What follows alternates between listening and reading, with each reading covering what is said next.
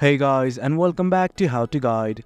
In this video, we're gonna look at how to go offline on Upwork. Now let's begin. Well, as you can see, I have already logged into my account. In case you have not, do log in right now. This right here is the interface, and right now in this video, all we're gonna focus on is how to go offline on Upwork. Right here at the top right, you're gonna see a profile icon right here. That is the account settings. Simply click on it. Then something like this will open up. Well, right here is theme, settings and log out. But right now what we want to do is simply go invisible. Well, right here next to online, there's something called as invisible or offline. Simply click on it. And guys, that's it.